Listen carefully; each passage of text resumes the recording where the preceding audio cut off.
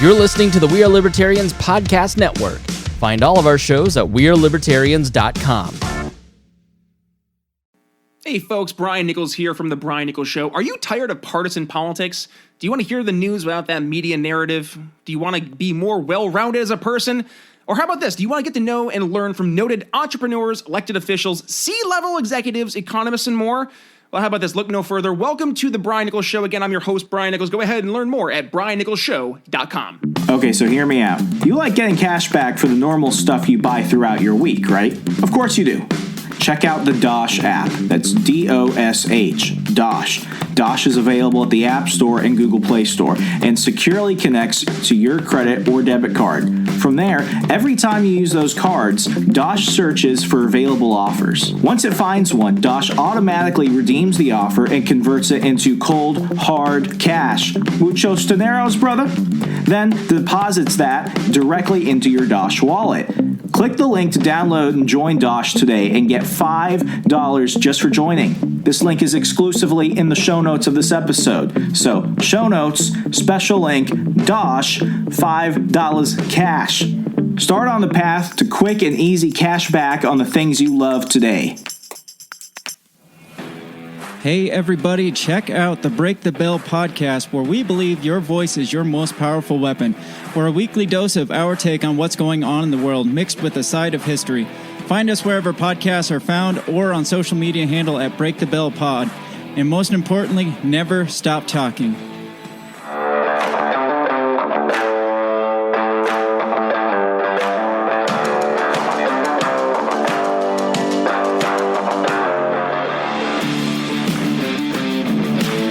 Prepare yourself. You're on the run with Remso W. Martinez. Happy Halloween, degenerates. That's right. You think we were going to go ahead and let the craziness of 2020 cancel one of our most, sacred holidays, at least for me. I love Halloween more than I probably should. Probably why I got the stink eye at Liberty University so much. But we wouldn't be able to do a Halloween special discussing all the horror content that, I love and you love. But, we had to, because we still got to have fun. So today we're going to go ahead and talk about the games and films that make Halloween worth loving so much, on top of everything else that comes with it. For this, I've got the Degenerate Panel -1. Shout out to Sean of the Military Industrial Complex, who is at undisclosed location right now. We love you, buddy. We'll talk to you later and talk shit about you during this episode. All jokes. Not joking. Serious. Not too serious. Anyway, we've got 1/4 Persian Zed. Zed, I see you went ahead and lit one up. What are you smoking tonight? So I am smoking a Sober Mesa. I don't know who makes it, but I hear it's a good smoke with coffee. Oh. Yeah, I was going to recommend that we all have a drink tonight and drink to this, but this tells you the point where I'm at my life where everything goes downhill. It was either I go ahead and drink throughout this, or I go ahead and do the responsible thing and take a whole bunch of medications I need to take. So, I had to choose between that and that. So I just went ahead and, took all my pills because I'm becoming an ailing old man, but no one wants to hear about that. Yeah. We've got Dr. Death as the producer tonight. Derek, what is happening? Good to be here, RJ. Just glad to be live. Right, because reading some horror shit, aka 2020. Murder hornets, riots. Somebody who's running for president got bit by a bat. But Joe Biden sniffing people. It's weird. Yeah, but Kanye's dead. Chadwick Boseman died. When Chadwick Boseman died, I legit cried. It's just weird. RBG's out. She's out. I mean, it's terrible. That's terrible. Yeah. We're not here to talk about the world horrors. We're here to talk about classic horror, the good horror, the fun horror, not the shitty 2020 horror that you're all seeing today. Derek, how about you go ahead and just intro us in. What are the things we're going to go ahead and cover tonight? So things we're going to cover tonight, everybody, is just a few of our favorite movies and games that span the horror genre. We're talking some zombies, talking some murder mystery type stuff. Nick Cage, because we can't not discuss anything Nick Cage. Nick Cage has to be here. Yeah, we can't discuss anything without not talking about Nick Cage. Zed, before we go ahead and start, what were some of your favorite Halloween memories growing up? What were some of your traditions, if you will? My tradition was not investing time into making a costume, so I just used to wear my karate outfit.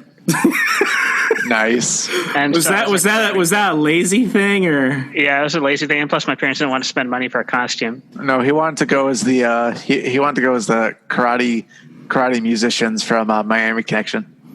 Yes, Oh. I was one of the Dragon Sound Wow. musicians. He was just an old pad.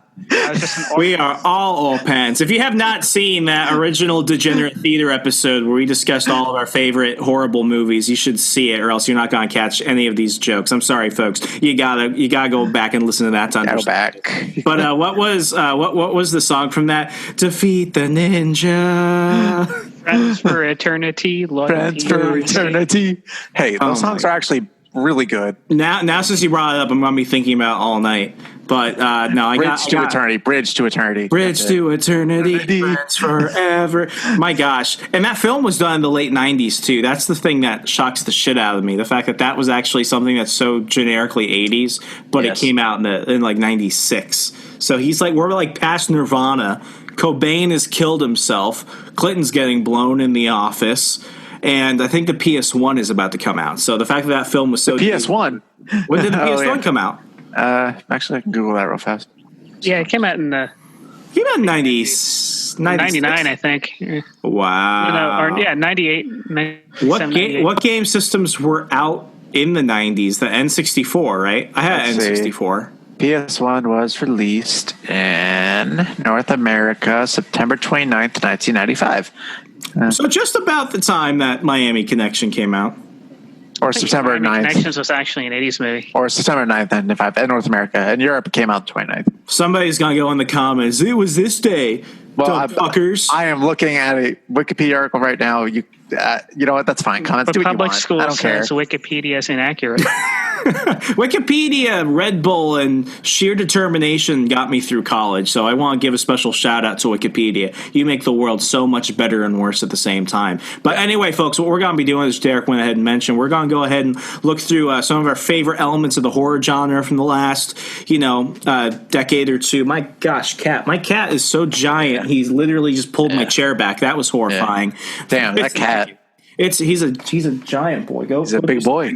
Go do something else. Like, I freaked out for a second. You guys can't see this on video because only audio, but he pulled my chair back just now. Anyway, so yeah, these are horror films that have completely shaped what we love on top of the games. And I will admit, only some of these I've actually played. The others I've heard of, but never actually played. Because I'll be honest with you, I am, as much as I love horror films, and despite all the stuff I do with my TV show, The Witching Hour, horror video games are actually something that actually gets me. I've always been too much of a bitch to play some of them. So, Derek, let's go ahead and start this off. What's the first one we're hitting? Left 4 Dead. Okay. And more specifically Left 4 Dead 2, because what's really cool about this topic is that, like, this game is quite old, but they actually released a very recent update, like a substantial one, for the community, and I'm going to play this trailer right here. This is the game that outright got me into the whole zombie genre. I was never into zombies before this.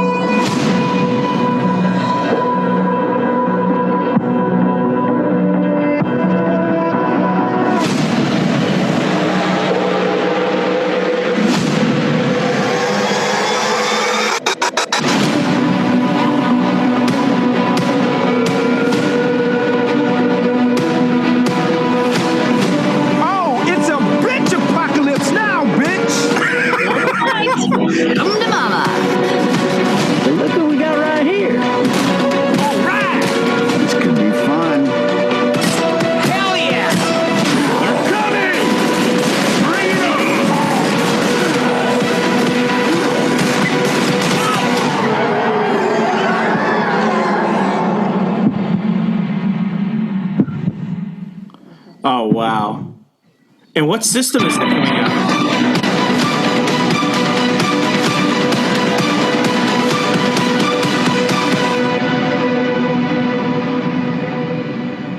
Oh, that is insane. What system is that coming out on? Or is that already out? It's not over.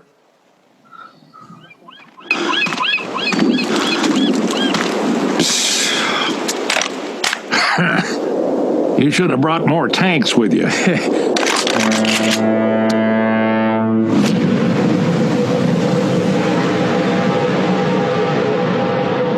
Spooky. Coming to PC. What the fuck? I mean, I'm pretty sure people who bought it on their original Xbox 360s no longer care anymore. Yeah. So I gotta say, the one thing I loved about this game was the fact that the zombies are the perfect mix between them being like the World War C super fast zombies and them being like the creepy, decrepit, like Walking Dead zombies. Because I feel like, everyone tries to reinvent zombies, but if you just bring them back to like their terrifying state, that it's perfect. And what I remember about this game was playing it like every Friday night in like middle. Oh yeah. Yeah, this game is amazing because the zombies in it are just like when you're playing it with especially with your friends. That's the optimal experience, by the way, just with friends, because you care if they go down. You're like, no, and then like you're like mowing down like an army of zombos trying to get to your friend. And and what I gotta say is, and I think we said the same thing about Mass Effect last time, I've picked up Left 4 Dead 1 and Left 4 Dead 2 over the years, and it's still a genuinely, like, objectively good game, graphics, it holds up gameplay-wise. Like, the Source engine is beautiful. Yeah, and Zed, I think you would attest to their office spaces. Oh yeah, there's something about office spaces in Source engines which is really calming to the eye. I know, there's something about the Source engine which I love. Pretend I'm stupid and I don't know what that is. Like, know how like when you design a level or something. So in Source engine games, like if you say Counter-Strike or Half-Life or whatever, if you go into like an office space, just the way it's all designed and laid out, it's just calming to the eye. I don't know if it's only me or if other people agree with me. I think I see where you're coming from. I mean, what's beautiful about this, I'm pretty sure that for the first one and even the second one, they're only like they're like 5 different levels. I might be wrong, but between all those levels are different phases. And despite the game being somewhat repetitive at certain times, depending on what portion you're on, you could go through it and each time you play it, there are different ways to get to the overall objective. And that's what I like about this versus some of the newer games that have come out within the shooter genre. I like it where it's just you're going in one singular, like, linear direction. Mm-hmm. And, it's the fact that there are different ways to get to your final checkpoint where it's ultimately up to you. It's really, despite not being necessarily what we would consider like a free roam game, it is really, a choose your own adventure. And the one really awesome part is the fact that the zombies, they do randomize throughout the game. So even if you have at a certain level, you won't anticipate a certain type of zombie showing up. They could, flood you with the hard shit at the beginning or in the middle or at the end, and that's what kind of keeps you on your toes. Yeah, I think what's kind of amazing is that, like, especially for those people who played this game on PC,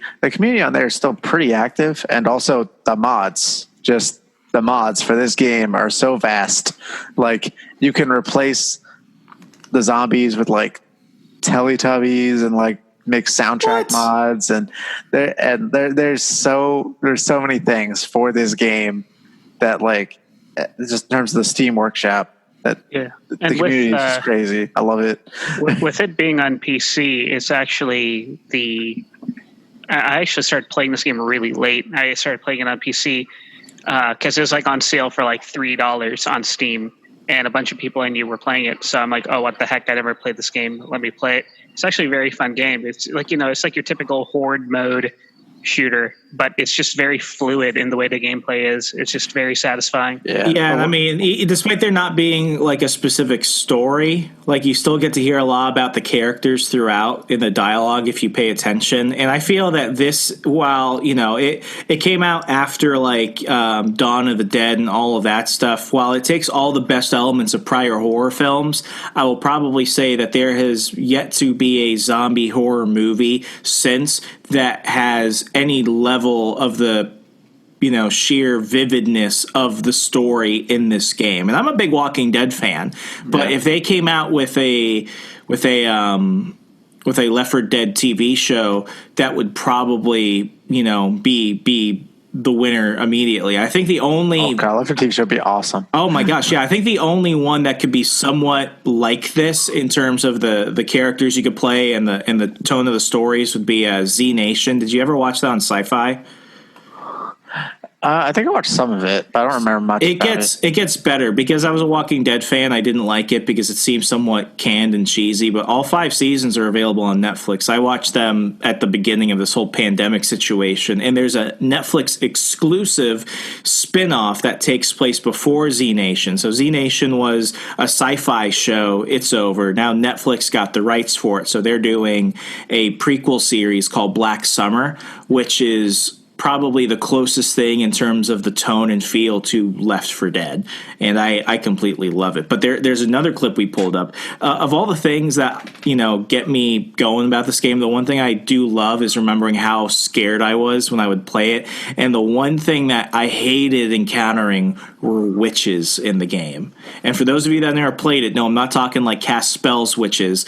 Derek, how would you explain witches in this game? Witches are like just like these heartbeat-like creatures that like if you disturb them, you are pretty much dead because they just sit around.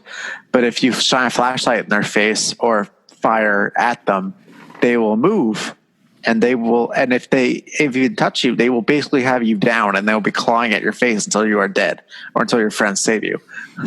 Yeah, these are the ones that I never wanted to deal with, and like they have like the laugh, and like they do like a laugh thing, and they're like, you know what? Go ahead and play this one. Yeah, let's do that. I think I'll be able to explain a little bit better. 5 ways to kill a witch. 5 ways to kill a witch.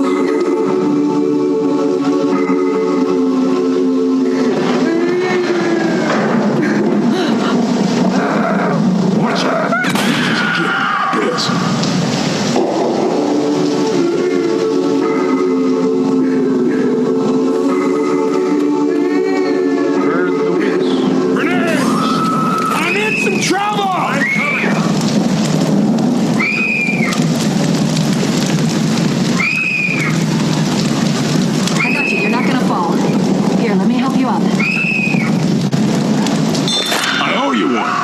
So the way he killed her there was just throw a Molotov at him and then jump off the ledge. That way, he was burned to death. So that's the witch.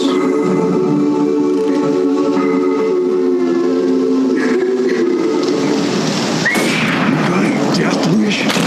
Leave that witch alone. Witch!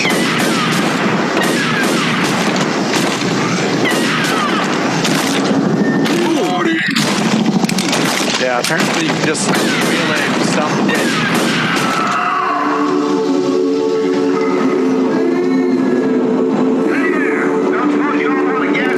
Yeah, you want to pause it real fast?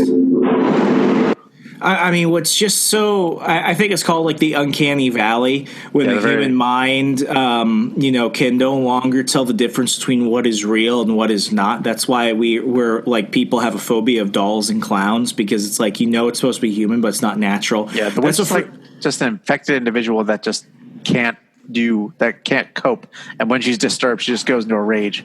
Yeah, and what's crazy is it's like a small woman in like her underwear, but like she's got like those lady Deathstrike hands and stuff. So when she comes at you, like my strategy for dealing with her was never face her head on unless I had the high ground, like Obi-Wan in episode 3. I've got the high ground witch, because like what he did in the first clip was he threw the Molotov cocktail. I would do that, but if I'm like where this clip is, where you're like at the same level as her, I would try and actually sneak around her. If I could just avoid her and save ammo, I would do that, because when she valid strategy calls a horde, right? Whenever she screams, like a horde of zombies will come until you kill her.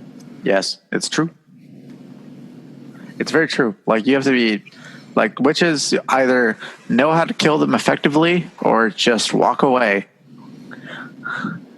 Like, because you don't have to kill a witch. If you can walk around her, walk around her.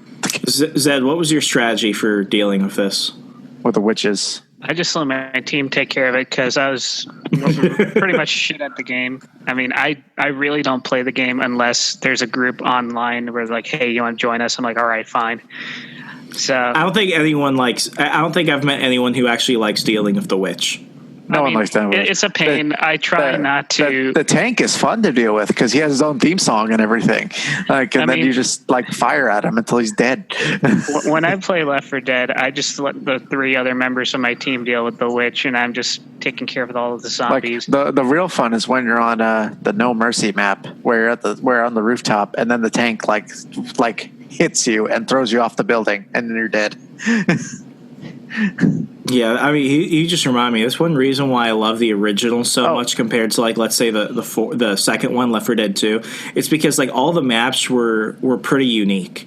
Yeah. And I got the World War Z video game a while ago. The gameplay is different. It's where it's more third person, but it's it just lacks that feeling of there being a big difference. This is despite only being a couple main campaigns and then being different phases between them, they're pretty unique to themselves within the story of those campaigns. This is.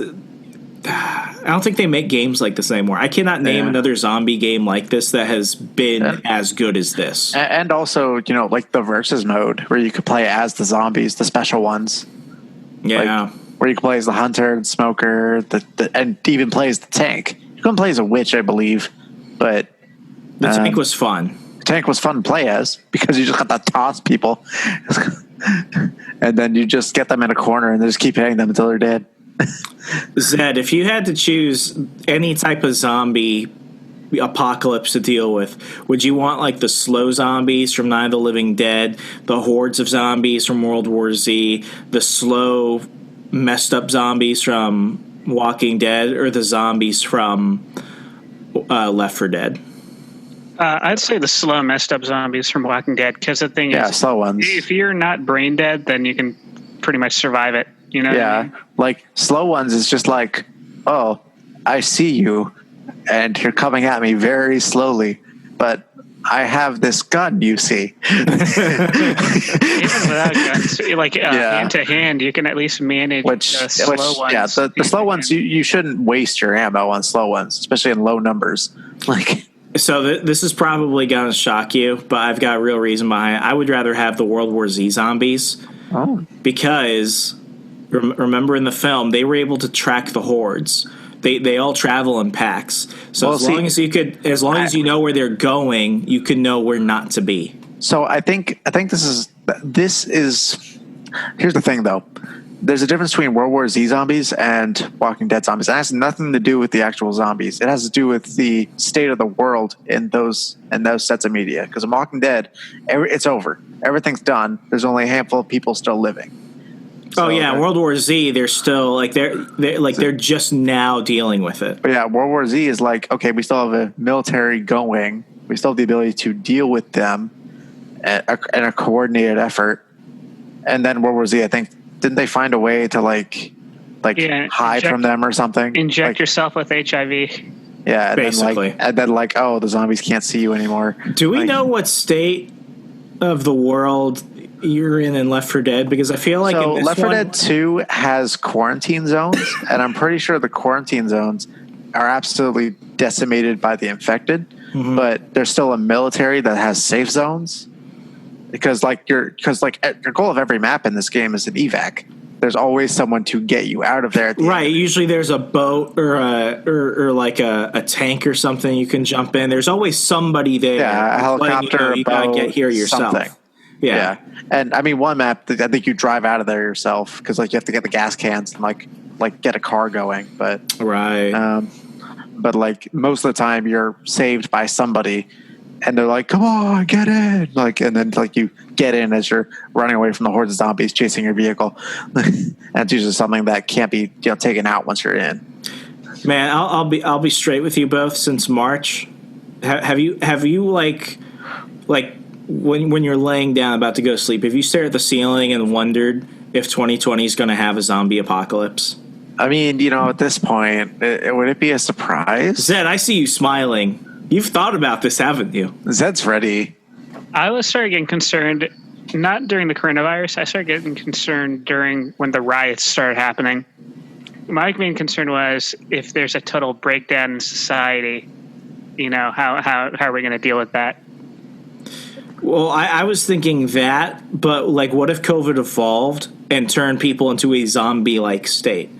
I mean, it all depends. I would hope they would be the slow kind. Like here's the thing about That's all America. we need right now. Here's the thing about America. If zombies did happen, let's just say they did, America's got enough guns to deal with it. Yeah, but not enough toilet paper. We already had to go through that shit. That's true. It's so funny. You can find toilet paper literally everywhere now. You can find sanitizer everywhere. It's like they have a surplus now because everyone's not panicking anymore. We're recording this in September, and that feels like so many years ago, but it's like we still don't know what caused that to happen. It feels like another world. China. Okay, I think we're wrapped up with Left 4 Dead, folks. If you have not played this game, like it is priceless. I will remember this from my GameStop days. I sold more copies of the used Xbox 360 Left 4 Dead than all the Madden games combined, new and used. People love this game. It's got a cult following even today. Yeah, it's really good. I mean, as you can tell by the fact that Valve released an update for the PC community 10 years later, like that's kind of insane when you think about it.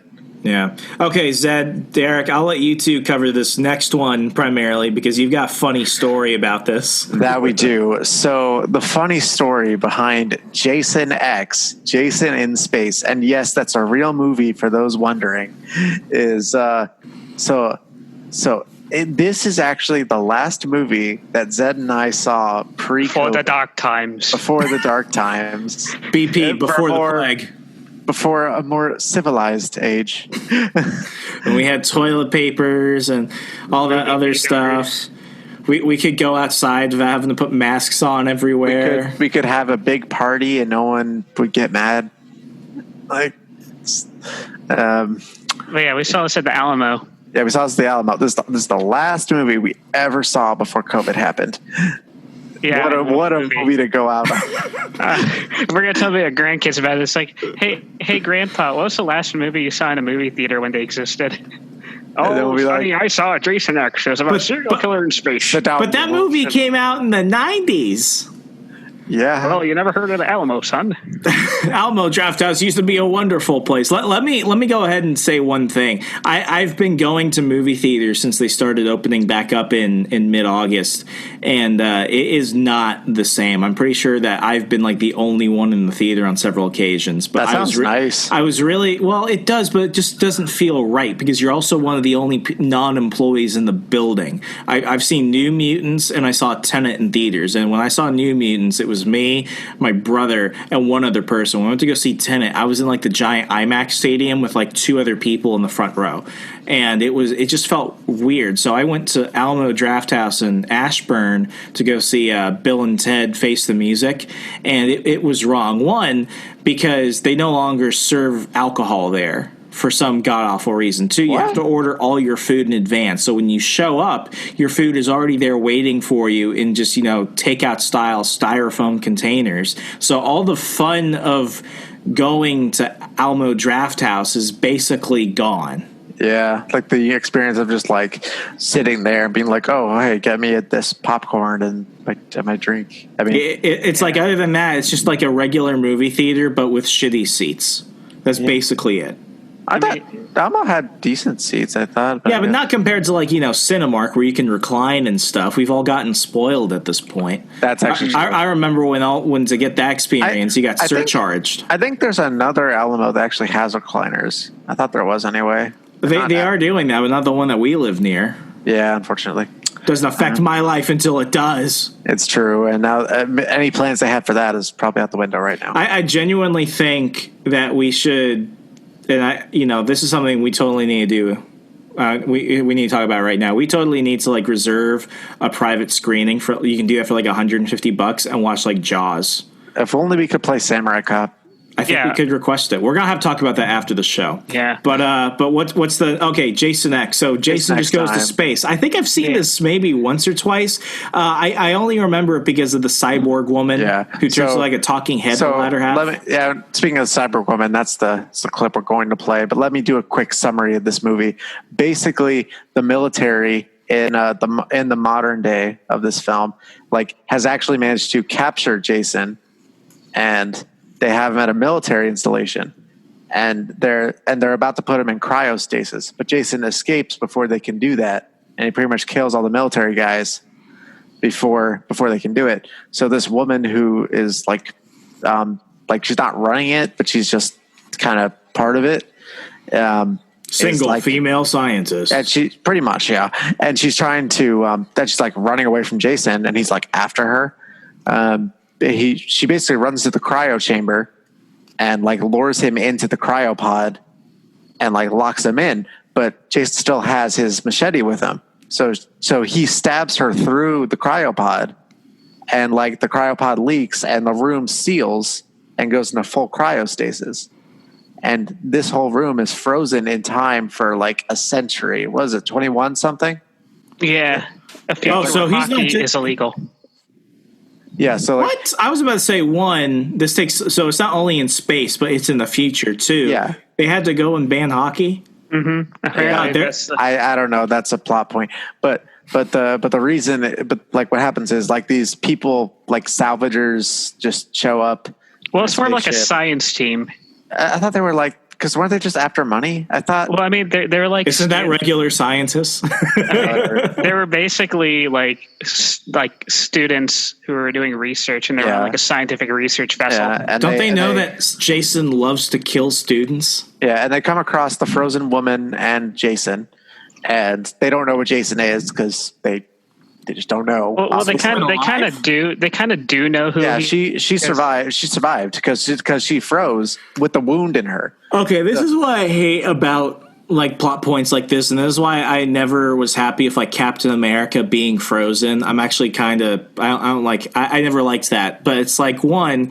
Even if it's like we're going with all this scientific mumbo jumbo, you've got to get oxygen to the brain. Or she'd be brain dead. And two, how's she going to eat? How's she going to shit? Well, so hold on. Do they have like a medical device that like nanobots like repair everything, essentially?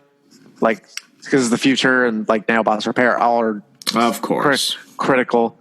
Everything. So she's like fully healed on the ship, thinking she survived, but into the future.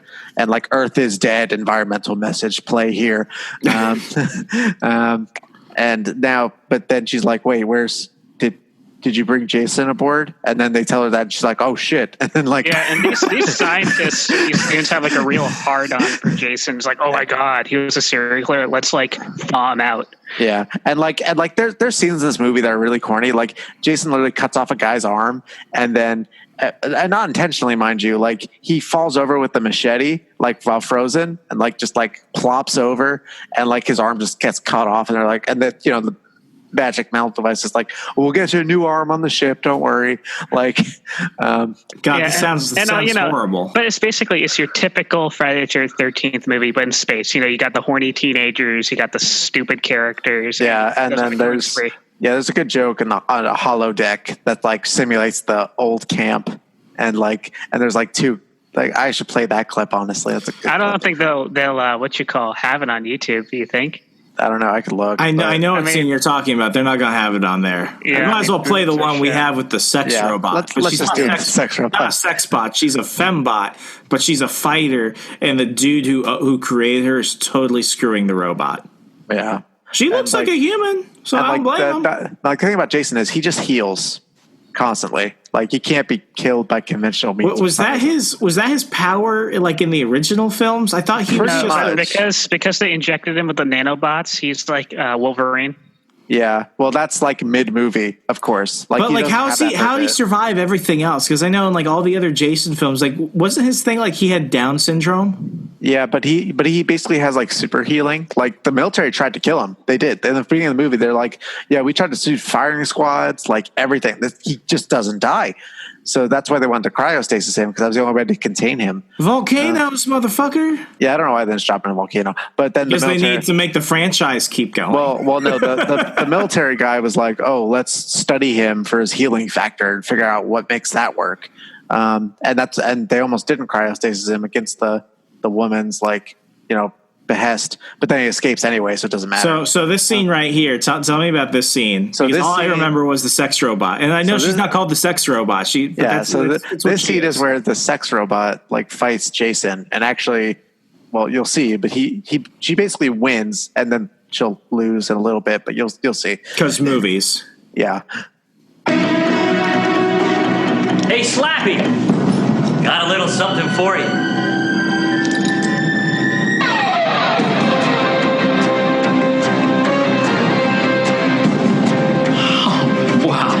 Gave her an upload. Afraid I'm gonna have to hurt you now. Cam!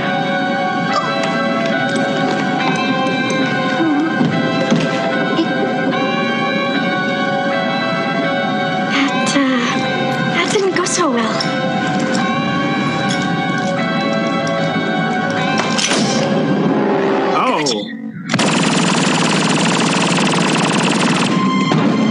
Now he's not enhanced by nanobots in the scene, so.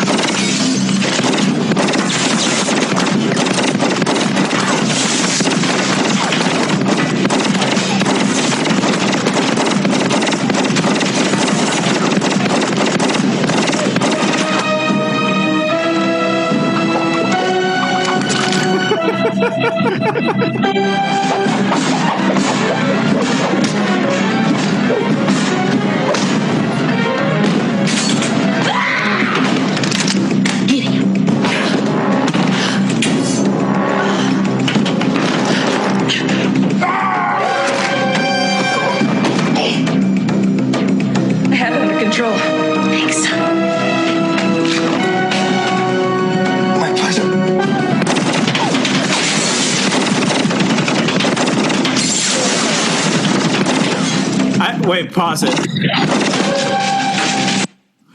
Are they in space in this scene? They are. Yeah. And they're just shooting at the walls and everything? They are. Doesn't that, like, make no sense? It's a Friday the 13th movie. I mean, it's Jason. I should stop. I need to stop asking questions. Yeah. Turn the brain off. You'll enjoy it better. Is it wrong I'm a little turned on by the cyborg assassin lady? No. Okay, just checking. Go ahead.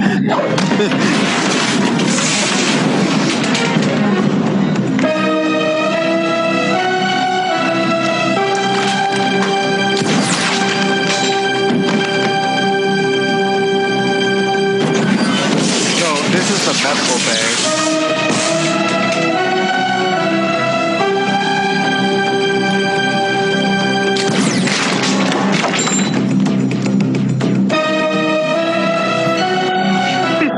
This music is terrible.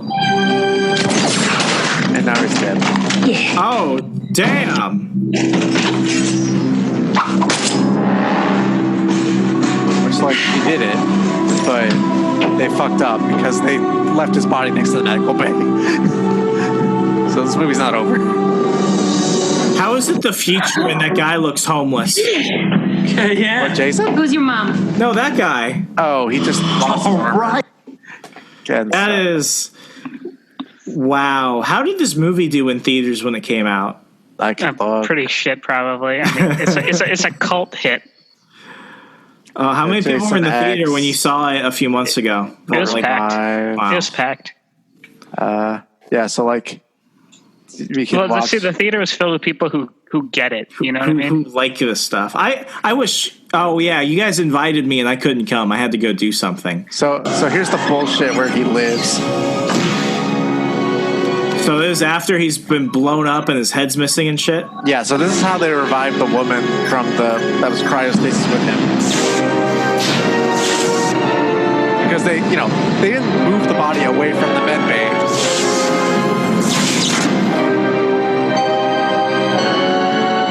There's nothing there though. It's just his torso. You'll see.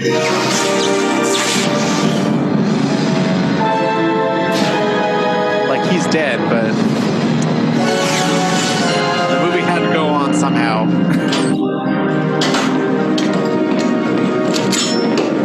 Let's split up and set the charges. Who's got the remote? Right here. We'll meet up in Walkway B.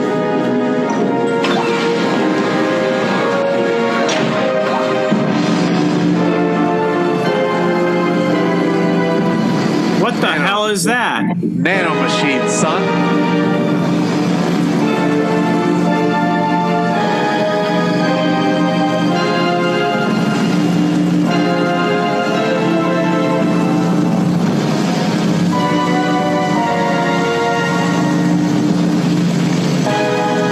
Oh, wow. This is even good for like early 2000s CGI. It's totally. Yeah, so insufficient tissue, right?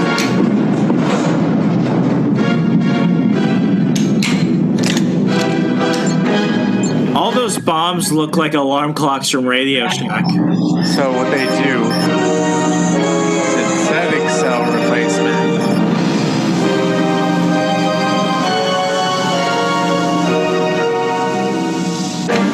So Jason gets a metal body. So now he has Down syndrome and robot parts. Yeah. Good to go. Of course, the machines couldn't repair his brain, you know. Baby. Here he is. Oh, you've got to be kidding me. That's pretty much reactive, everybody.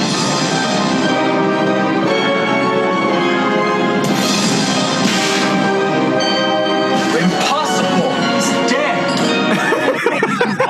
It's like, no shit.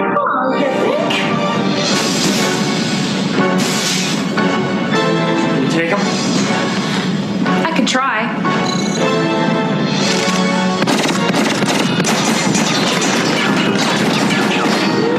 Not even bullets work on him. He realizes this. Oh, she is screwed. You guys might want to run. What the? He just knocked her head off? No, she's still alive, though.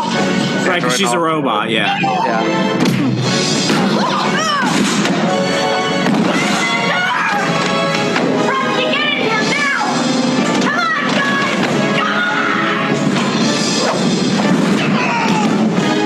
Of course the black guy's gotta die first. We're just missing a blonde. What the hell is going on? Jason fucking Voorhees, that's what's going on. Charges! Freelander's got the trigger! He's got it. Hey, asshole. Oh, he's pulling a Starship Troopers. Wow. Yeah, Jason fucking Voorhees. That's what's going on. I'm never not saying yes to going and seeing a movie at Alamo Drafthouse again when things get normal, because if I don't, I might miss out on gold like this and another global, shit show occurs. This just makes me, wow. Yeah, that's the last movie Zed and I saw before this all dark went times. down. In a more civilized age. Okay, what's next? All right, next is Dead Space. Okay, so Zed, give me a breakdown, because I actually never played this, but I remember watching Ryan play it, and it looks pretty horrifying. I'm relying on Zed on this one. Okay, so Dead Space was basically a game that was made by one of the studios that EA, I guess, acquired, and it was a new IP. So it's basically you play as an engineer named Isaac Clarke, and he basically gets dispatched to go and check out the ship called the Ishimura, which sent a distress call. It wasn't responding to any messages. When he gets there, he and his team find out that the entire ship is deserted and they can't find anyone there. Well, they come to find out that the ship is infested with these things called necromorphs, which are basically dead bodies that have been reanimated into monsters, and it reanimates them in such a way where their bones turn into blades, and the only way to kill them is to cut off their limbs. So zombies. Yeah, basically. So in space. Yeah, it's like he finds out that they found this device. Are they like the Flood from Halo? Yeah, they're similar to the Flood. So he finds out that the reason why people turned into these things was they found this artifact on the planet they were mining, which emitted like a frequency that basically turned people into these monsters. Oh, so like Serenity, where they put that stuff into the air and people just go crazy? Yeah. You created the Reavers. Mm-hmm. So this right here is a trailer that gives you a good gist of the game. And what made the game really cool was just the atmosphere and the whole gameplay mechanic where you have to use your mining tools to cut off the aliens' limbs, and that's the only way to kill them. That sounds better than the Flood in Halo, or even Doom, the demons from Doom. Well, I mean, the Flood in Halo. When did this come out? 07. So this was like at the peak of, this is like, I consider 07, 08 to be the golden years of gaming. They really are. Yeah. I mean, hey, we had Mass Effect come out around that time, We did a whole episode for that shit. That's how good it was. Exactly. That's how good it was.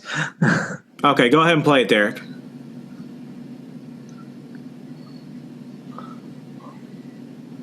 $18+. What does that even mean anymore? Means nothing. Twinkle, twinkle, little star. Already, I don't like the feeling I'm getting. Wonder what you are.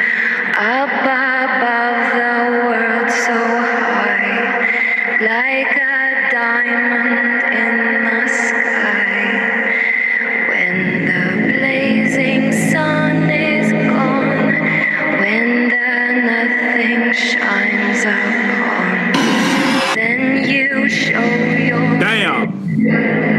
The world's unluckiest twinkle, twinkle all the night. Then the traveler in the dark thanks you for your little spark. He could not see which way to go if you did not twinkle.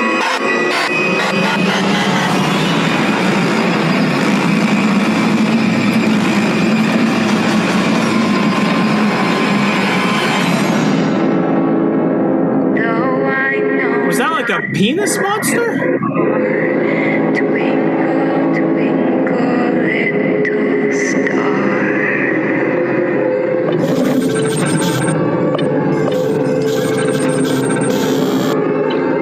What if that's actually? Wow. Did you see that? It was like the dick monster. Yeah. Well, okay. So if you want, go ahead and search like Dead Space 1 gameplay so you can get an idea of how the game actually played and the cutting off the limbs mechanic. Gameplay, no commentary. Yeah, because my first impression is it looks a lot like Doom. We got scientists in space and shit goes south. Why is it all dark? I don't see any running lights. Corporal, take a seat closer and Fast forward until we feel something. and stay fit. Is this a free roam game, or do you have like a set campaign? It's like a sort of free roam, but kind of. Let's see how far we should go. Actually, go to like 17 minutes. Okay. Yeah, right there. Yeah. Right there. Folks, right. Just to let you know, if you want to watch the video version of this, head over to the We Are Libertarians Patreon. You can go ahead and catch this and all the other content from the other hosts, Brian Nichols, Chris Spangle, everyone at the fantastic We Are Libertarians Network. If you want the video version of this and more, go ahead and check it out, because you're getting the audio for free, but the whole experience is better if you can actually see us react to this. And I just realized like my mouth was like open, and I was just staring into like this distant void earlier during this scene. I mean, I can't believe I feel like I missed out on a lot of games. I think Zed made fun of me one time. He's like, each time I ever went over to RJ's house, he's just blowing up people in Red Dead Redemption. Hey, that's a good game. It is a good game. I'm pretty sure that's the only game I've played in like 10 years other than Spider-Man on PS4. So Zed, I have limited knowledge of this game, and correct me if I'm wrong, but like the visual representation of like information given in this game was very unique in terms of like, wasn't this bar a life bar? Yeah, so there was no HUD in this game. Everything was on the character. So the one going down his spine is his health bar. The one that looks like a C is like his stasis, like how much stasis he has left. So you can actually freeze enemies and surgically cut off their limbs. Nice. Oh, wow. So by doing that, I could totally see how it's trying to make it a more immersive experience. Yeah, and all the like audio logs and stuff are all like holograms in front of your face. That's pretty cool. It makes it more story focused. Mm-hmm. Yeah, go ahead and play the video. You'll get it. Start of the storage room is locked. There should be a key somewhere in the main. Down a bit.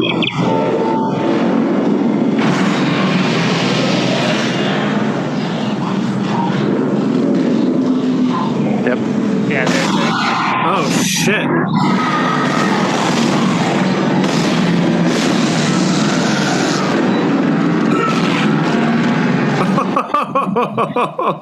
Yeah, because you can't. There's no headshots in this game. You have to get the limbs.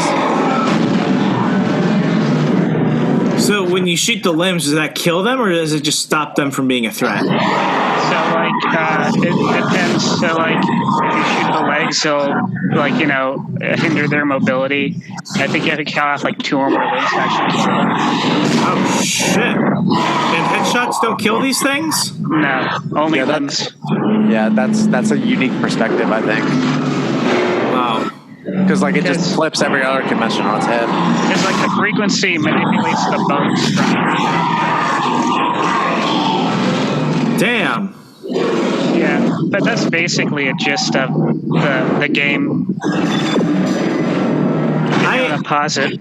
Yeah, like I definitely appreciate why this is so popular, because one, the gameplay makes it a lot more so that you're focused on really what you're interacting with in that environment. Because like I already we saw, like I'm a bitch when it comes to the screaming zombies and stuff, but these are screaming zombies that have like their heads like coming out of their stomach and like 4 limbs of knives. The fact that you have to blow off their limbs in order to get anywhere, that's screwed up. We didn't see the penis monster, but I don't think I need to see any more. No, this why this is gotten so far. How many others have they made of this? They made 3 of them. So the first one is more horror focused. The second one is that's like when the game really caught on, so they had more budget. So they made it more blockbuster like with all these set pieces and more actiony with the horror elements. And the third one is just a straight up action game. It was kind of, it did well, but not as well as they wanted to. So they basically canned the whole series. Yeah. There's a reason Isaac is known as the character here is known as the world's unluckiest engineer, because he always runs into this shit. Is he the same character throughout the series? I believe so. So it basically is like going through the character development of how the marker frequency is like influencing his mind, and he's like the only guy who's actually had close up experience with these kind of things, and it gets like larger scale than just this one ship. In 2 and 3, it becomes like a global phenomenon where people are turning because of this marker. And there's actually a religion in this game called the Unitologists. They're like a spin-off of the Scientologists, and they believe that the marker is the key to their salvation. And so basically they scour space trying to find these things that actually turn people into these monsters. Oh, wow. They think that if they get turned into these monsters, they've transcended in their religion. Something I gotta say here, like this game is 2009, right? I think it's like 2008. Yeah, 2008. Yeah, like the graphics look really good for 2008. Yeah, that's why I feel like we've kind of like the HD generation of games. They don't really age. They age very well. You know what I mean? I could say the same thing like about cartoons. Like I don't watch many cartoons, but if like you look at some of the cartoons that kids are watching these days, I feel like the animation has taken like 10 years back. Yeah, it depends what you're looking at, but the thing we could have a different episode about that one. Yeah. But yeah, basically the whole premise of the first game is that you figure out what's going on, and the whole thing is you got to get the ship back in operating condition so you can get on an escape pod and escape the ship. Wow. I need to see if Ryan's got this, because now I'm interested. But no, I think this is definitely something that makes it a little bit different than the others, because I feel like would you classify this as like a zombie game? Even though they're not really zombies, like are they zombies? Like they technically meet the definition of a zombie. I'd say it's a survival horror. Yeah. So it's like the same realm of like The Last of Us. Yeah, I'd say, yeah. So my definition of like horror versus zombie game is that like a zombie game to me is just like it's you versus the zombies, and your main goal is to just not die from said zombies. Now, you could argue that that's the goal here in Dead Space, but there's a story here. It's not necessarily, like as just there's more horror elements that frighten, actually scare, rather than just, oh, you're fighting undead things. Yeah, it's the environment that I can makes see this that. game, because it's dark. You're hearing all these weird noises on the ship. Is it the metal on the ship, or is it some monster who's behind you? You don't know. Yeah, because would you classify like the Black Ops zombie mode from Call of Duty like as a zombie mode or a horror mode? Like, I think it'd be a horde mode. I think it's indistinguishable, though. I guess you're right. Because zombies are so connected to horror. And when you enter those zombie modes, it's different than the actual campaign because they try and really throw in those classic horror elements. I think horror is really based on the environment. Yeah, I agree with that. Cool. All right. I think we can go on the next one. All right. Now, back to Jason, but a better movie. Yeah, so here's why I often forget about Jason. In terms of this is gonna sound so weird because I said he had Down syndrome earlier, but like he actually has probably more character progression in his franchise than like a lot of other movies, because like the first film doesn't even really have him, and in this one, Friday the 13th Part 2, I know Zed, you're a giant Friday the 13th fan. In Friday the 13th Part 2, he doesn't even have his hockey mask. He just has that little like potato sack with a hole cut out, right? Yeah. The whole origin story of Jason, it's kind of funny. It's like, kid can't swim. Yeah, like that's all it is. The reason why the mom has this vendetta against teenagers is because they're doing it while their son was swimming in the middle of the night in a lake who has a handicap. Like, you'd think his mom would take more care of him to know what. Send him to a better camp for his needs, like the one from South Park, at least. The thing is, in the first movie, she's like, I was in the kitchen in the camp working, and my son Jason went and swam in the middle of the night. Like, you think you would know better if you were even there, to keep a better eye on your son if you knew he had problems. But the teenagers were fucking, and that's why they're the ones who are wrong. And that's why he died. Well, he didn't really die that night. No, yeah, that's weird. It's like, did he die? Because the mom acts like he's dead.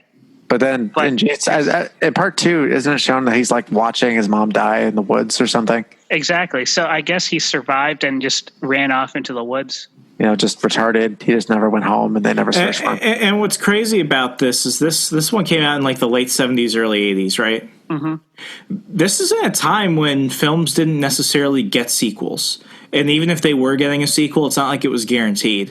So they really must have thought that the first one was going to do well to plant those seeds, because if it was just the first Friday the 13th, even as a cliffhanger, it would still be like, oh, well, obviously they have to lead into something. So I think it's really showing the lasting power of Jason and this threat of like, the other type of person. Why so many people have so many prejudices against people with like special needs and stuff. I'm saying this genuine, seriously. Yeah. Like, I think that's what they really capitalized with this film, unlike the other slashers, because like Michael Myers in Halloween, he doesn't talk, so like he's mute. And then like Freddy targets you psychologically. So like Jason's probably the most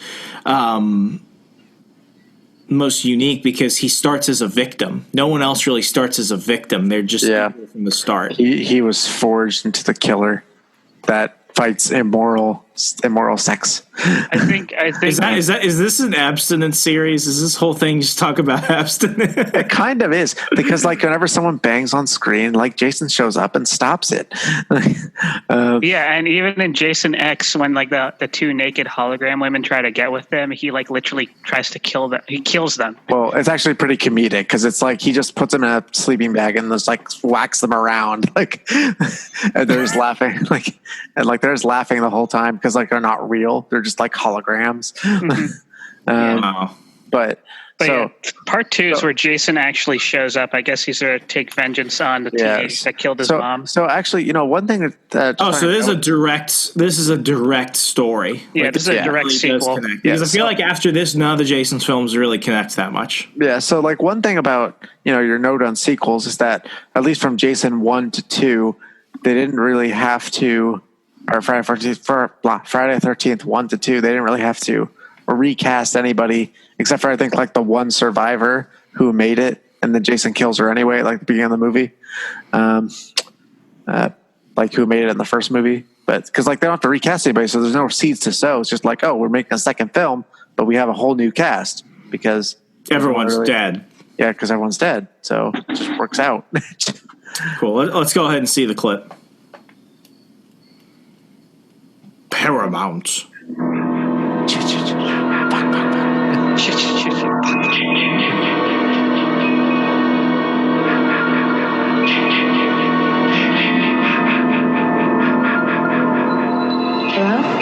Pause it. I'm sorry. I gotta say up front, this grainy 70s film style. God, I love this. Yeah, this is where the best horror films come from. This was like the peak of Hollywood creativity because this was during a time where there were no boundaries. It like if something was really gruesome and sadistic and not societally like accepted, but they made it into a movie. Do you think all this gore and all these weird scenes? It'd be art. Yeah, I mean, this is like Martin Scorsese, Francis Ford Coppola's, George Lucas. Like this is their playing ground at this point. Yeah, I mean, they could get away with this stuff by calling it art. So guys, do you think the left would like Friday the 13th Part 1?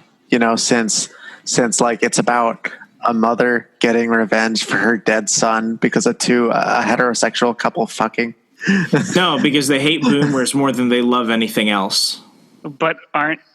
Oh, wait, yeah, the mom is the boomer. I Yeah, guess. the mom is the boomer. Never mind. Clearly. These are Gen X. There's a hierarchy. There's a hierarchy of who you can be mad at. And in the case of the first film, they would defend the kids and they'd be like, well, what would your son have done? That type of thing, because they're evil. Why was your son swimming in the middle of the night? Why was your son like suddenly they become overprotective, and then they're like, "Well, we should have sent CPS." It's like you don't get it. You kill fun. Well, yeah, the chick they're showing here, she's actually the survivor from the first movie, and she dies at the beginning. No, I'm not even going to say spoilers. There's a statute of limitations on spoilers for 5 years. It's like a 40-year-old film. Yeah, no, she dies. She dead, and she's a redhead. Redheads, blondes, and black people die first in horror films. It's like a rule. Yeah. All right, I will continue.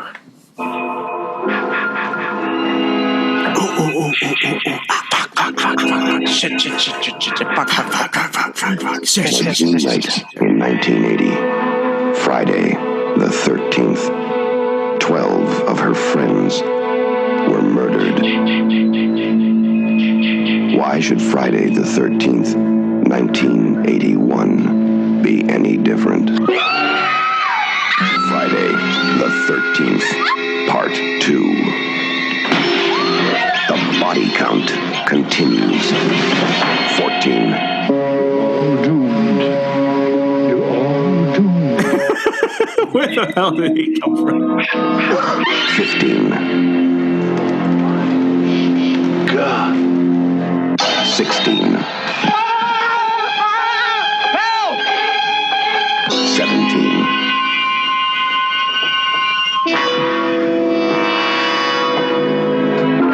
18.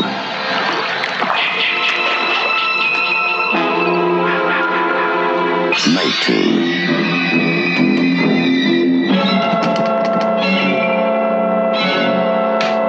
20. 21. 22. 23. Oh, not the prospector. Of course, the old guy warning you dies first. The day you count on for terror is not over. Friday the 13th, Part 2.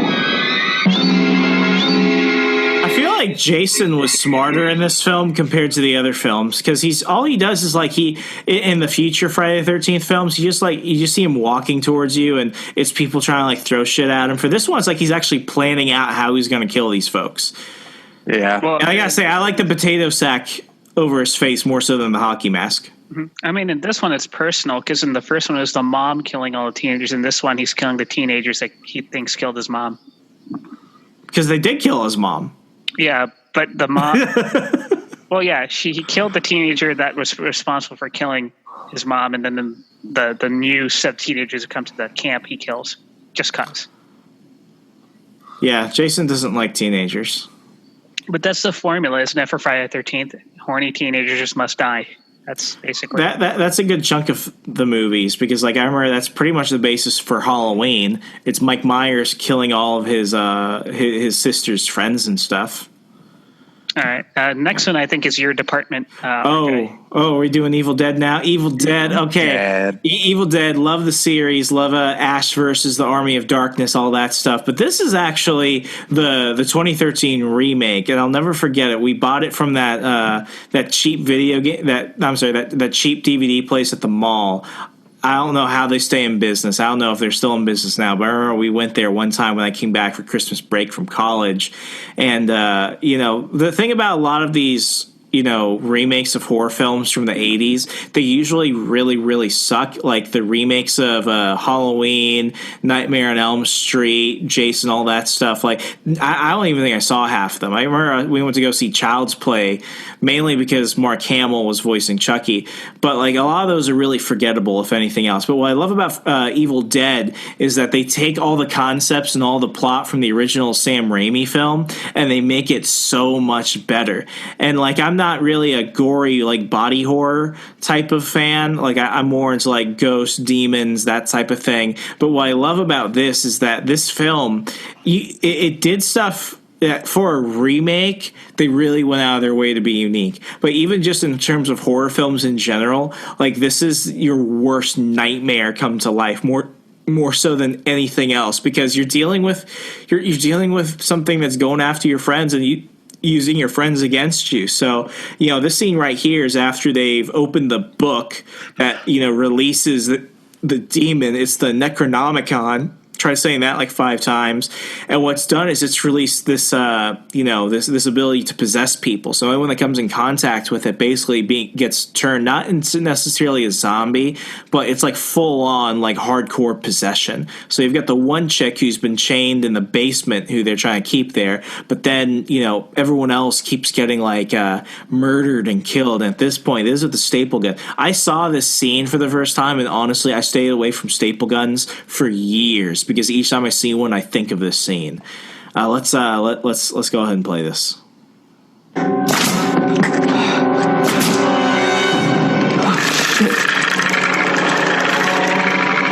Oh, I'm sorry. Pause it. And it's just that part. Like right now, we're seeing the token hot chick in the film. She's possessed. She was freaking putting staples in her face. I'm sorry. When you start doing that, they try and like save her and stuff, but it's like, no, this bitch has nails in her face. She's not going to be saved. She's dead. It's over. Bro. It's 100% over. Oh my gosh. And the guy she's pointing at, we nicknamed him Skinny Thor because he looks like anorexic Chris Hemsworth. He does. Oh my gosh. You've seen Fat Thor. You've seen Fit Thor. Now have Skinny Thor. Okay, go ahead.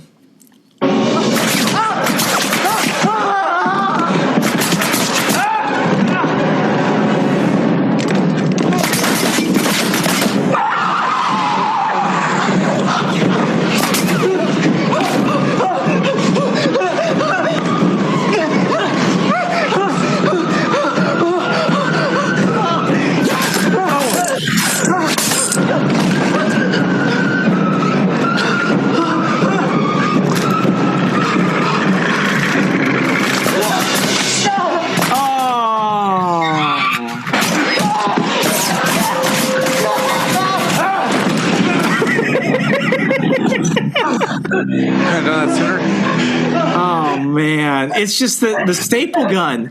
Like, we're used to seeing like zombies attack people and people who were possessed attacking people with like knives and stuff, but the staple gun is what's creative. Yeah, the amount of tetanus you have after all that, it's so much tetanus. I don't even know if you should remove them because, like, you couldn't remove them hailing on. Oh, where'd she go? Oh no! Where did she go? Take it before she does. No gun. Grab it. Other gun. Notice how all the guns in horror movies are also fun guns? They're always fun guns. They're never just AR-15s or crowbar.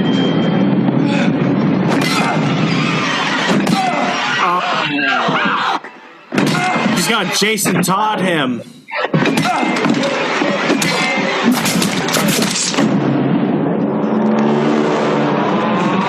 Oh, Skinny Thor's gonna get it.